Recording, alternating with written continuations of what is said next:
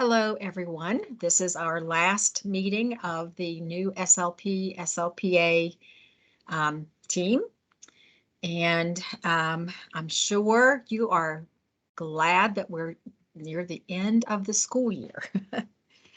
Our goals for today, I want you to ask any questions you might have about end of the year activities. List the two changes that we might, or list two changes in the policy that's coming up next year.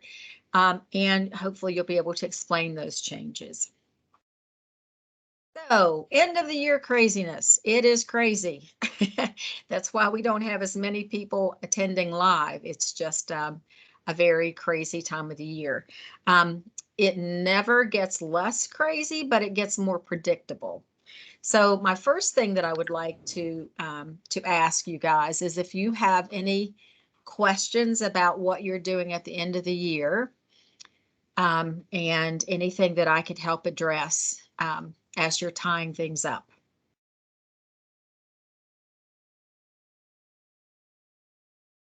Okay, well, some of the suggestions that I do have is that it really helps to get the big picture from your lead SLP or your special education director or your supervisor, because they can kind of help you see the end in sight and what you're working toward. I'm a list maker. You need to make lists. I feel better when I can check things off. And certainly I'm at the point in my life where I need a little bit of reminders so I don't remember everything as easily. The main thing though right now is to just breathe. Take a deep breath and be kind to yourself and realize that you're almost finished. You've had a busy, tough year, but you've done it. And you should pat yourself on the back, and you should also just breathe, because this too will pass and it will be perhaps a little less crazy this summer. So my next question that I have for you guys is suggestions for the team next year. We're always trying to make it better, and I really hate that during the mid-year your time changed, but because I think that impacted a lot of people and when they could attend. But if here are the topics that we've discussed. And what I would be interested in knowing, first of all, was whether these topics were useful to you. Are there topics that are not listed that you would like to have covered? And perhaps the order, if that order would be useful to you. So if anybody wants to put in the chat box or share your mic, I figure the IEP training is useful. Especially during the beginning of the year, but it's, we start our teams a lot later than some of you start. So I figured you get a lot of training in your counties, I hope. There's going to be a new IEP this year, so everybody's going to be on the same page as far as learning that. So I figured you'll get plenty of training with that. Scheduling, if this one was a recording for you guys, but that's always a difficult issue. So was that useful? The educational relevance is probably less relevant to you because you don't have the past of where you've been doing things a certain way and now it's changing. But it's still critical. I think a lot of people appreciated the dealing with problem behaviors because that's an issue that we all face. Gail was wonderful, and I hope you got to see her. The integrated services in the classroom, hopefully that was useful. Documentation and the importance of it. I've got some good feedback on that. And then the last one was you looked at recordings of either service delivery or preschool, and they were more like conversations and presentations by people out in the world doing it. So of those topics, if you want to even put in the chat, which were the most valuable to you? And which do you think we should continue in the fall?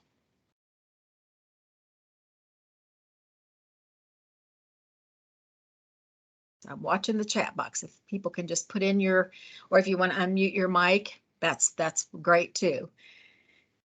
The IEP and the documentation were the most helpful. Okay, that's good to know, because you know sometimes you don't know. Anybody else want to put something in the chat box?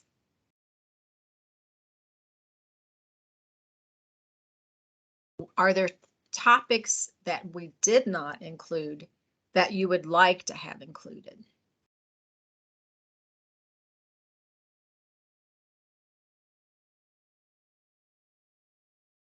You guys are very quiet, but I know it's also Friday at 1 p.m. So, well, if you have suggestions for the topics at the end, when you do the verification of attendance, there is a place for you to offer suggestions. The other question I have is, you know, at the beginning of the year, we had a lot more attendance, and I'm sure part of it is we had to change the time, and you made your schedule at the beginning of the year. But is it useful to you to continue this team throughout the whole year?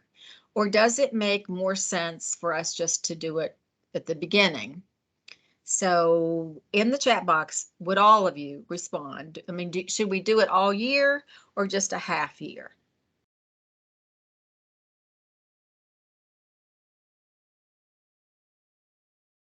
I'm seeing people typing. So far, all year is helpful. I know how busy you guys and and I don't want to add more to your plate than what we have to, but we want to, of course, support you as best we can. I see some more people are typing.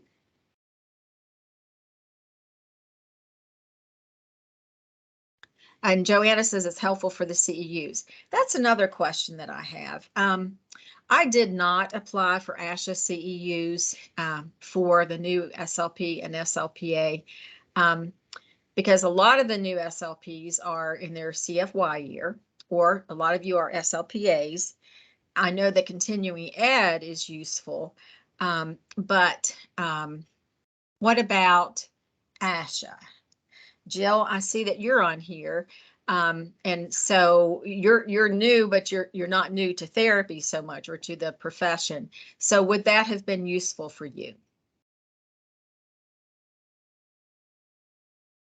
I'm watching the chat box because I think you guys are very shy today. Most of you are saying all year. We hate that some of the time we had to do recordings, but it just got crazy because we have been doing 2 trainings every Friday all year. And so, you know, we're just trying to target the most useful teams. And at the end of when you verify your attendance, you can also suggest, you know, things that we could do differently about the team. I think the resources were useful in the books that we sent you. But what else could we do to support you? Because I know the first year is a bit overwhelming, and perhaps we needed more time to just talk and you all ask questions. I'm not sure, so put that in the verification of attendance if that would be useful to you. So this is the regular presentation. We're going to talk about the changes in the policy 2419 and how that's going to impact everybody. So if you've seen this, I apologize, but I'm changing it slightly for, oh, your daughter got an award. Congratulations, Jill. I'm glad you got to see it, and certainly you have to step out. But anyway, the changes, we're going to talk about it, but it's going to be a little bit different if you've seen the service delivery. So hopefully it will apply more specifically to you guys. The main points of this change in the policy is that first, you know, policy is based on the federal policy, and then West Virginia interprets the 2419 into their policy, and then from that comes a guidance document. And so the policy has just gone out, has been out for comment, and there's been regional meetings where Leanne and others have presented the changes. And there was a comment period. Unfortunately, it closed on the 16th. So and what happens now is those comments will be reviewed, every single one of them, and discussions about, how to change things or if things need to be changed. From that then comes the guidance document. The guidance document is not policy. It is providing you with more detail as to interpreting the policy and how that impacts your daily therapy and services and eligibility.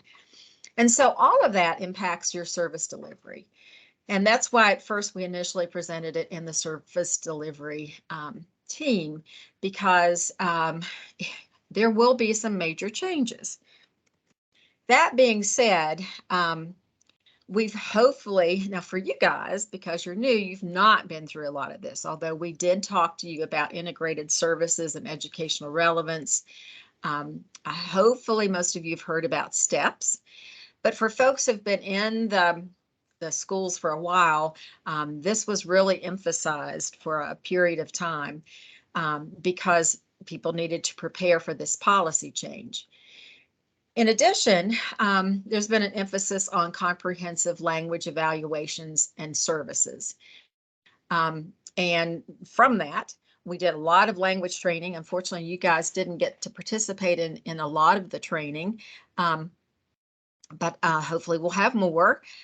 We've also provided several different kinds of kits, the skill kit and the Story Champs kit. And we also offer the Salad Lab, which does your own language sampling evaluation for you. So let's just talk about these changes. And this is more relevant to you new folks. But these are sort of words of wisdom from an old lady, me. First of all, you need to expect change to occur on a regular basis. So this will not stay the same. It will change again based on civil rights and, due process hearings and based on best practice research. So things will always be changing. But you guys have the knowledge because you're more current in your training that you've had. And so you might have more up-to-date knowledge. And it may be hard for you to understand those of us who are more in the wisdom section, who've had years of experience, and there's something to be said about that too. And sometimes I don't think people who have experience are appreciated as much as they could or should be. But just remember there's a balancing act here. So when we implement these changes, you guys might find that there are some people in your counties that are just not embracing it at all. And, change is hard, even good change. And, you may have more knowledge and understand why, but just realize there is this balancing act and perhaps you can be kind to the people who are a bit hesitant. So a change will occur. It is a fact of life. Positive change, negative change, any kind of change can be unsettling for a while. And honest to goodness, we do not sit around and think about ways to expect more paperwork, or let's change the rules just to see how they, react, or let's make it more complicated, or how can we catch them? Honest to goodness, that is not the case. But sometimes the original intent of some of the policy based on civil rights and best practice gets lost in the different interpretations down from the federal to the state to the guidance document. So just recognize, and if you watch the documentation presentation that I did, recognize that a lot of this is based on due process, hearings, what people have rightfully fought for.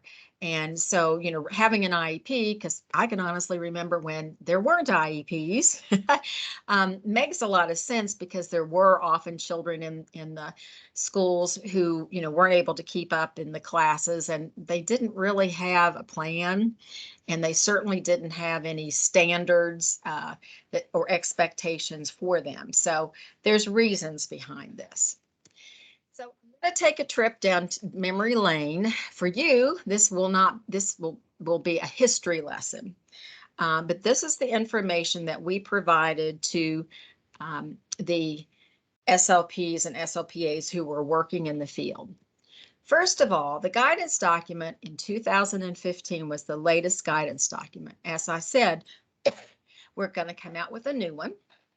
And we've been waiting on doing that guidance document until this policy was changed. It all had to sort of coordinate together. But even then, we talked about, the guidance documents talked about a comprehensive assessment.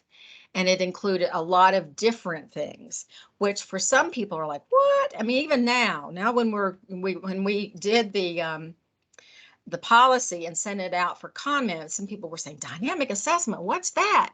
You know, curriculum-based assessment. And you know, sometimes Leanne and I are like, oh my gosh, I don't know how how we got missed, but this has been around for a while, since 2015, and a lot of states are way ahead of us as far as what they're doing. The other thing that we've emphasized a lot is the number 2 of this 3-prong test of eligibility. And that's when we're talking about the educational relevance of things. And that's where we get into issues of the third bullet, where a student can demonstrate communication differences or even impairments, but it doesn't impact their educational performance. And so as an educational speech-language pathologist or speech-language pathology assistant, you have to factor that in. It's not that you don't recognize that there's an impairment. It's just that under this system, they don't qualify. And that's been a hard thing for people to swallow, particularly those folks who've been around for a while. Because if you'll notice, and those of you who've just recently, you know, had supervisors, if you notice, a lot of their caseload is speech sound disorders. And we've been saying that's going to change, and it will, as new eligibilities come through, and there is a real serious look at educational relevance. You know, a lot of the kids that we think, we hear, we know, we see they have an impairment won't qualify. Now, that's why STEPS, our multi-tiered system of supports, is important, because you can still service those kids. It's just that they don't have an IEP. Basically, it's that they're not identified as disabled. Actually, if you identify a student who as disabled, give them an IEP, say that they need specialized instruction, and they really aren't under the guidelines, you are impacting their civil rights. And it can go both ways. Now, most of the time, you know, parents and families are wanting the services, but, you know, some people don't. I mean, and they don't want their kids labeled if they don't really have an educational impairment. So just bear that in mind, and just let them know, just know that this has been here for a while. We talked to the oldies, or the folks who've been around for a while, that, you know, you can't hide, it's coming. And then, you know, what if we don't change at all and something magical happens? Well, it's just, that's not going to happen. It's here. And so that's why we talked about educational relevance ad nauseum. And we also talked about educationally relevant therapy and services. The progress has to be linked to academic achievement. So you have to tie it in. And that was in IDEA 2004. So this has been around a while. But interestingly, as it relates to educationally relevant therapy, even though therapists in the schools recognized what that meant, but they still only 33% of them use the actual academic curriculum. Like instead of, they had their special materials instead of maybe using the textbooks, or, the understanding what the themes are or the unit of the week or the month. And that was in 2016. So we're not the only state that is not there. But what we want is generalization, and we want an impact in their educational performance and participation. So if we're working on our little splinter skills that is not related at all, I mean, it's important, like it might be figurative language, but if it's not related to what's going on in the class, then we have a disconnect and generalization is not as good. And we're not really providing the most appropriate services. We talked a lot about the difference between an educational model and a medical model. And we're educational, so we're focusing on those skills that impact educational performance. The IEP needs to focus on outcomes that enable him or her to benefit from their educational program. And variety of service delivery options, and it's agreed upon by a team. It's not just a single decision by a person who evaluates the student and says they need it, although often the team just kind of will agree with what the speech therapist says. So the clinical part, so that's on the right, and it's different, and most of the people who've been around a while were more trained in the clinical side. In fact, a lot of the universities still are very clinically oriented, and it's hard to make that transition to the educational model. We talked a lot about a paradigm shift. You're becoming more of a professional resource. We're looking more at workload. That's why we talked about the 3-to-1 model is basically a 3-to-1, is basically a workload approach. We're looking at performance-based testing instead of standardized, although we still have to have some standardized testing. We want to see how it's impacting their performance. We're collaborating more. We're not in our own little silo. A lot more, hopefully, classroom services, and that's been a hard pill for people to swallow because many folks, especially folks who've been around for a while, aren't comfortable doing a large group lesson or going into the classroom. And we're looking more at broad strategies that will impact a lot of things and a lot of students, or impact the one student in a variety of ways, as opposed to very discrete skills. Here's that 3-prong test of eligibility, and it's still there. And just to give you a little history, since Leanne started in 2017, this educational relevance has been talked about at every leads meeting, presentations at the WVISHA. I taught a course in West Virginia Learns on educational relevance. Anytime counties request technical assistance or training, we talk about it. And then we covered it a lot in the service delivery team. And, the 3-to-1 model is something that has been encouraged, and many counties have embraced, because it's looking at the indirect services that are needed to support the direct services. There's a lot, that goes behind the scenes. And STEPS is something that we've also encouraged people or counties to use, and some of them call them something different, although we're trying to make it more make it conform across the state. But, this is just where we can look at prevention and education of families and service providers. And our goal is success without them having to go to use an IEP. We've talked a lot about integrated in-class services. It's not pushing anymore. As I said, some people just don't feel comfortable with that.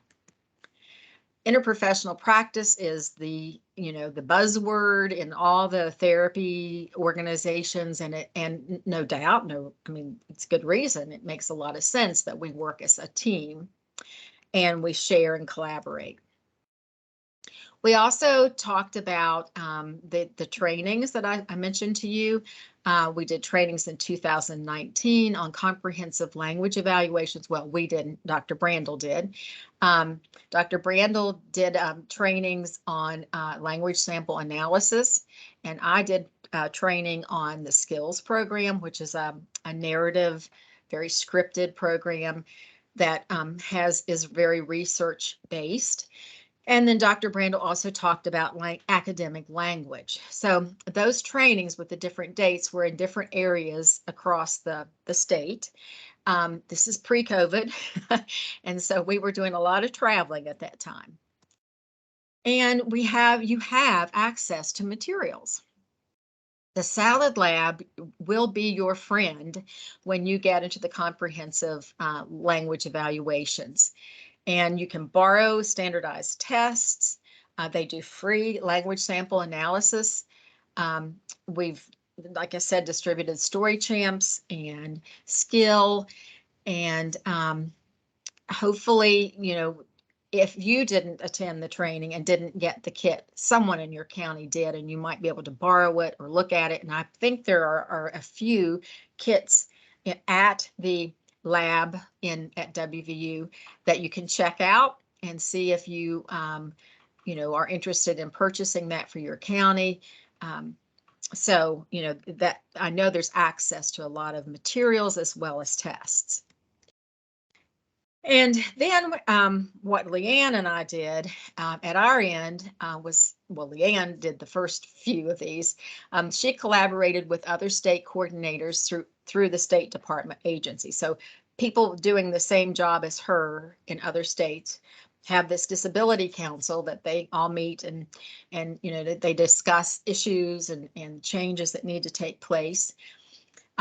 She and I both examined 12 different guidance documents from other states. Leanne spoke a lot with Marie Ireland, which you may have heard of her. She was the Virginia State Coordinator, but she's also authored a lot of relevant articles. Leanne talked a lot with Dr. Brandel.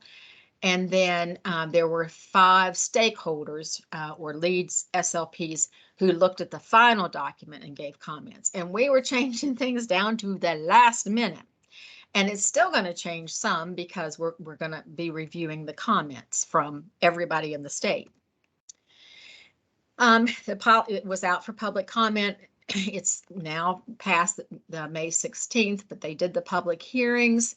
They're going to determine changes based on the public comments. And hopefully, now that has changed now to August, because with the comments coming in and a lot of the people in the office being out doing trainings, there's no way that they could get the comments taken care of and present it to the June board, state board, because it has to be approved by the State Board of Education. And, you can look at that policy by looking at that draft document. I know you couldn't make comments, but I think you can still see the document. Okay, so as I said, the guidance document will be following to reflect that. And we will have regional trainings as soon as fall begins. So for those of you who are recently in school, you may be more familiar with this process of evaluating students or doing an evaluation, but it's called the Riot Model. And, you review the information or the portfolio of the student and their grades and any, past therapy, IEPs. You interview, the student, the family, the teachers, to see what the issues are. Based on that, then that determines where you're going to make your observations. So for example, if the student can't seem to get his homework assignments or follow directions, then you would want to observe in situations where that was being done. And then the testing is only a fourth of what you do as part of your comprehensive evaluation. That is not like it has been in the past. And this is why we've been doing a lot of preaching.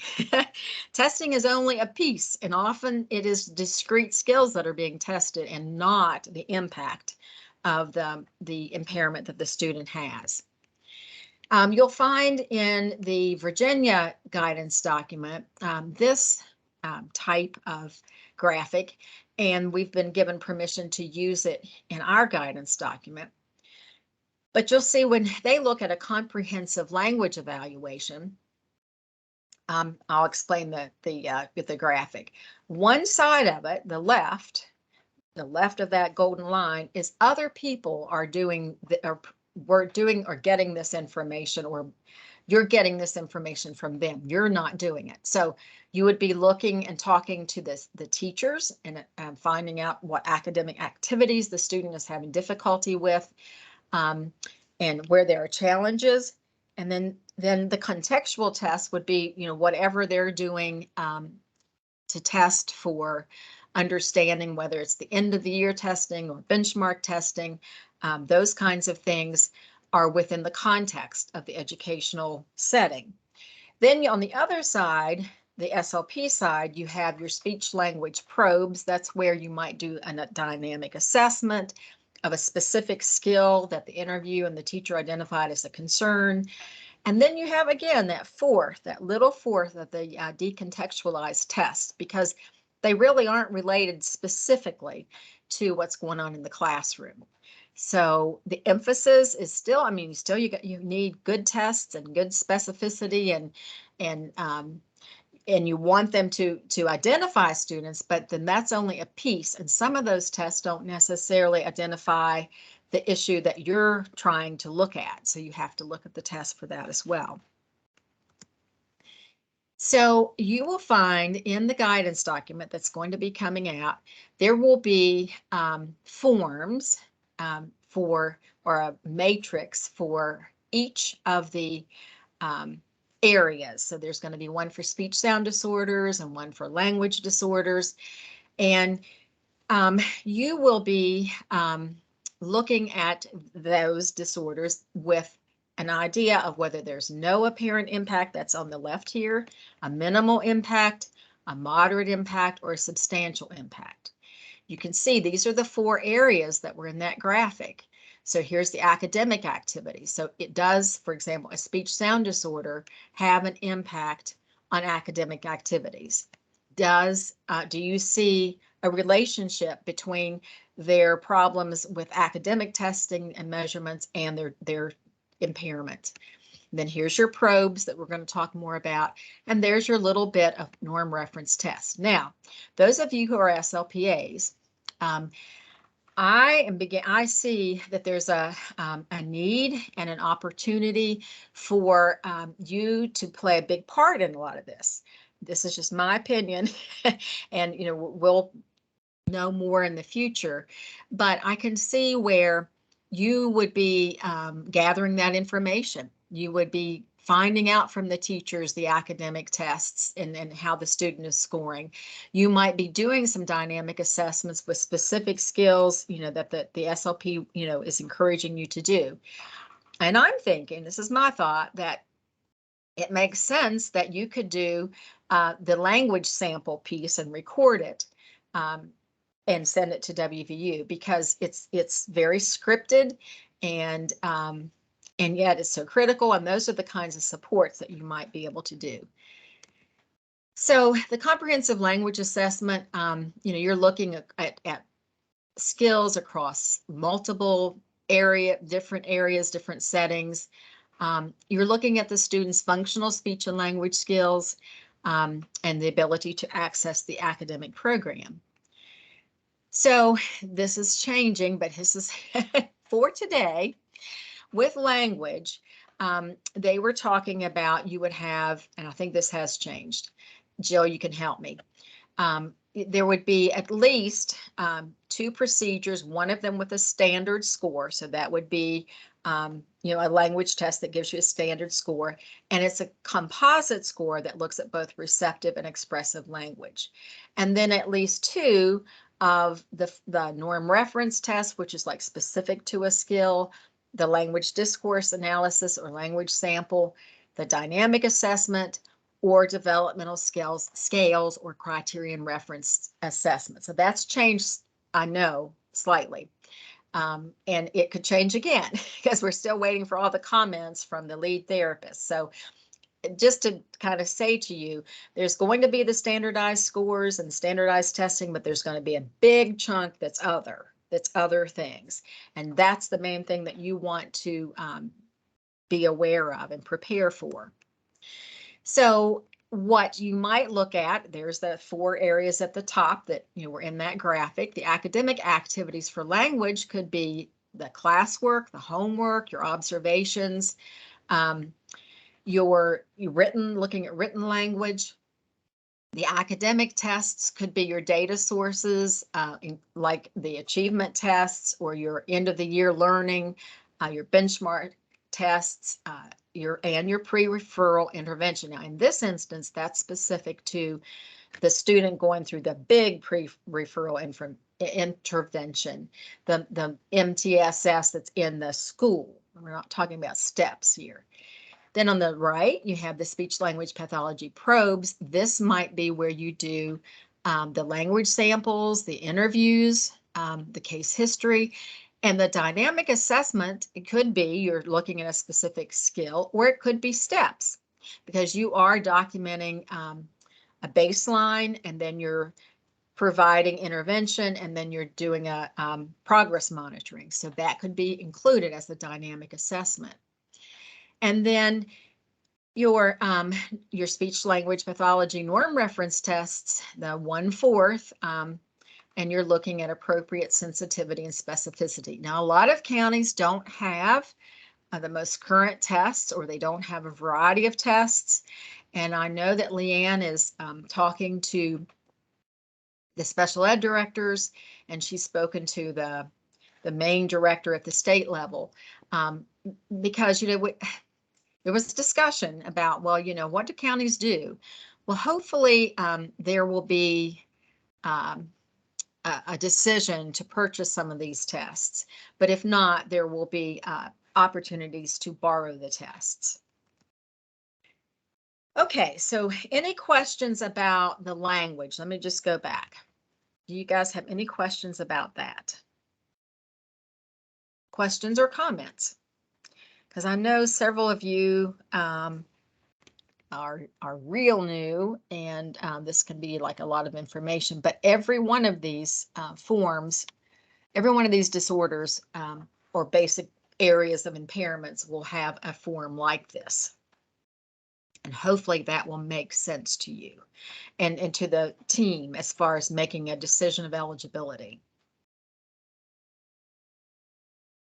Okay, well, we'll go on to speech sound disorders, because it's also a very, there's a change. Again, you need to have 2 or more procedures. One of them is a standardized measure. And the other thing would be looking at some overviews, like, does the student have 3 or more phonemic errors that are not expected at his age or her age? 1 or more phonological processes in the moderate to severe range on the rubric. Less than 60% stimulable, and intelligibility is below expected range. So these are very different. Typically in the past, speech sound disorders, the students were placed based on a standardized test, an oral peripheral examination, which might be one of your procedures in number 1.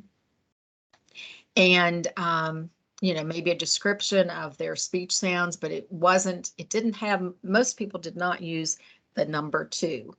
And yet that's so relevant because, we want to see the impact. Often the standardized tests look at word level. I mean, some of them will do sentence level, but what happens when they're in conversation? What happens in the classroom? So this is also going to impact a lot of how people place students in the speech sound disorders. And the norm reference test that they talked about, or of the 2 procedures, could be a norm reference. That's language. I'm sorry. That got out of place.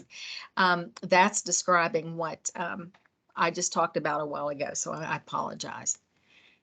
Here's the speech production summary form. And if you're looking at academic activities, you could look at their classwork, their observation, like are they willing to present in the class? Are they afraid to present in class? What's their written language look like? Is their speech sound disorder shown or reflected in their writing? The intelligibility is something that would be scored by the teachers and the family members. Remember, this whole left side is, not us, but us gathering this information. So the teachers and the family would be asked to rate the intelligibility and talk about, how much they understand of the child or the student. Then your side, the SLP, you're looking at, we're going to talk about these Mcleod-Crowe norms because that's very new and some people are concerned. But if you follow the educational relevance of the sound, then it shouldn't be as much of a concern. Also, phonological processes, you would make sure that you would check only the ones that are developmentally appropriate and at that age. We're going to talk about the stimulability probe, the Mesio probe, and the percentage of consonants correct, which are two new forms or tests that will help support your tests and measures. So here's the Mcleod and Crowe norms. And as you can see, this is the big concern, is the R. The R, according to them, and they did a lot of research. I mean, this is very research-based. Most children get the R by 4 years, 9 months. And so the concern that SLPs have had and assistants have had is, then that's saying, when they're in kindergarten, if they don't have their R, they should be in therapy. And that is where we get into the educational relevance piece and the other 3 areas of the diagnostic information gathering. So just, that will be a concern. That's something that we're going to be addressing a lot in our training, but it shouldn't. In fact, we're thinking, in the near future, you're going to have more students in the language area as opposed to the speech sound disorders. And that's going to be a big shift. And you will probably see that happen within your time within the school system. So the stimulability or the Mesio probe is basically, once you have identified some errors, by screening or your standardized articulation test, then you want to see how stimulable they are. And basically this probe, which of course lists all the sounds down here, you would only probe, of course, the ones that they missed. And you would look to see if you can get them in isolation, and then if you can get them in these vowel combinations. And then you would establish a % correct. This is really good information because you might have, I know this happened to me a lot. I would have a preschooler who had a K, or I'm saying K, but K or the G or G sound. They couldn't produce it. And of course, that was something that was identified in preschool. And yet, had there been things like steps when I was working in the preschools, and had I done some stimulability, I would have discovered that a lot of them could have gotten that sound without being placed with an IEP, going through the testing, being labeled as disabled. So the stimulability is really important, and it should be a piece of our process. The other thing that you would want to look at is your percentage of consonants correct. And so I'm just showing the top of the form so that you can see the way it's set up. But of course, all the sounds would be here. And With this, you're looking at all the sounds that you're not just testing the ones that you've identified. You want to see what percentage of consonants are correct.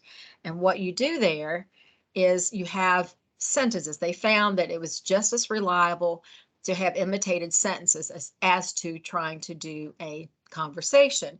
And sometimes with conversations, it was hard to get all of these sampled. So you would basically, say the sentence and ask them to imitate it. And then you would just mark, let me go back, you would mark, whether they missed it and how many. And then you would establish a number of consonants correct, and then the total number of consonants. That's going to be good information for you. That's kind of related to the intelligibility and, whether this is a big problem or just a single sound problem. This is going to take a little bit more time. And it might be something that, the probes could be done by SLPAs. That's got to all be worked out. Because those of you who are SLPAs, we're recognizing, and ASHA is changing some of their guidelines. I don't know how it's going to be interpreted in West Virginia, but that's just my little 2 cents. And so there are the imitated sentences. And then the dynamic assessment is basically where you test something. Like, let's say if you identified in a composite testing that the child had difficulty with irregular past tense. And so then you might come up with a list that, I found them in, sources of lists for practice. And I would use that list to test, how many of those do they have trouble with? I would not use the part of the test that was the standardized test, but just something else. Then I would teach, but not teach directly just to that list, but just, teach past tense and irregular past tense. And then I would retest it. If they found that this is a great predictor, particularly with our very young preschoolers,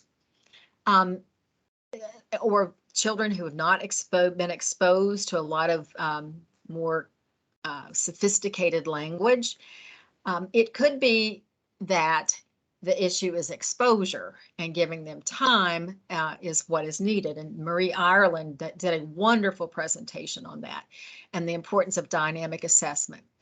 So with a lot of our very young kids, we might identify something in our screening, we might probe that with a test, and then we might try to teach some of that and see if they respond.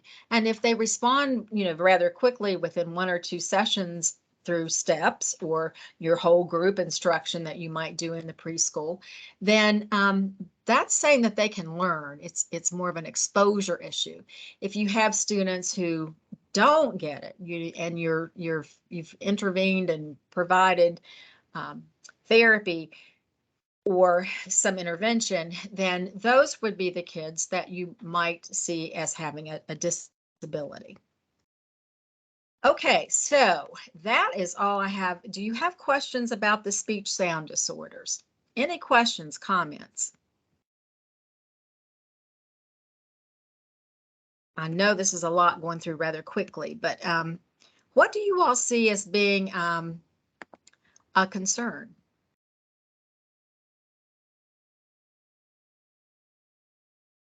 Hello?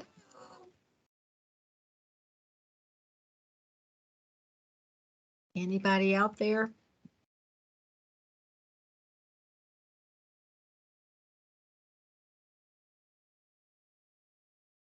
So those of you who are going to be starting to do testing, what do you think about this? And I need to get you the link because I did not get the link for that one for today's training. So just give me a second and I will get it for you. Any comments, any questions about anything? If you don't want to speak, you can definitely put something in the chat box. And I'm getting to this for you just a second. I apologize. I thought I had everything ready.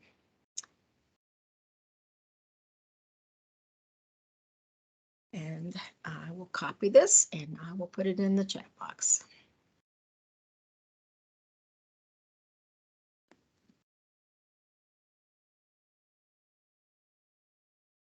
hold on. I do apologize. New SLP. Okay, here we go.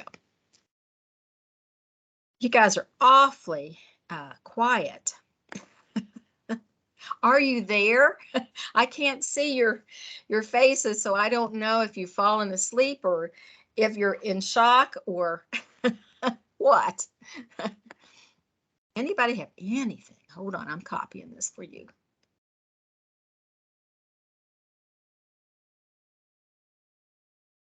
Okay, here we go. I'm coming back.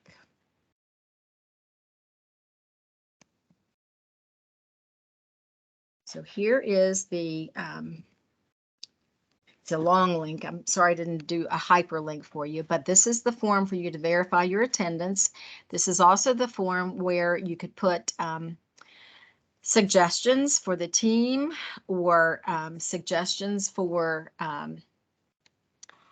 topics for next year, suggestions for the supports that you need. This is your chance. And with that being said, I want to, that's the wrong, I want to let you know that I appreciate your being SLP in the schools or an SLPA in the schools. You make a difference, and we really, really, really do appreciate it. This is the link for the live presentation, and then here's the link for the recordings. And I'm going to go back there so that someone who watches the recording can see it. The deadline actually would be the 23rd of May. On Monday is the deadline for you to complete this verification of attendance. And then if anybody watches the recording, they have a couple more weeks.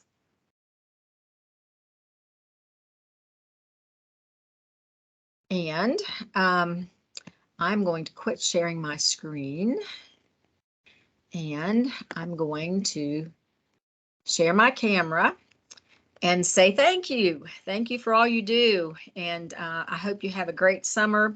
I'm sure it right now is just way too much going on in your head. And I appreciate you taking the time to listen. Hopefully you can kind of be thinking about these things this summer, and it won't be such a shock when we start the trainings, and you can kind of be ahead of the game. So thank you all. Thank you, Genevieve. I appreciate it. And have a good summer. Have a good year. Hopefully you'll be coming back, and I'll get to see you. But if I don't, you know, one of the things, if you remember anything from me, just remember that change will occur. There will be changes, and someday you will be the experienced person who doesn't want the changes because it's uncomfortable. Change can be new. People don't like, change. So someday you'll be in that position, and just remember, Libby told me that this would not feel comfortable, and kind of evaluate how you feel when a change is presented or you have to do something that you're not comfortable with. And maybe this will provide you with a little bit of empathy for the folks who are really going through a change and having a tough time. This is a big change, but it's certainly needed, and we're certainly a little behind as a state. So anyway, just remember, Libby said that change, change happens. The only thing permanent about change is that it changes. So good luck, and I will just talk to you sometime. If you have any questions or anything that you want me to clarify about end of the year stuff or any of the things I presented today, I'm always available, and I appreciate the time you've taken. So I'm making sure that the recording has stopped, and let me make sure. Okay, I think it stopped. Hold on. I'm sorry. This is the end of the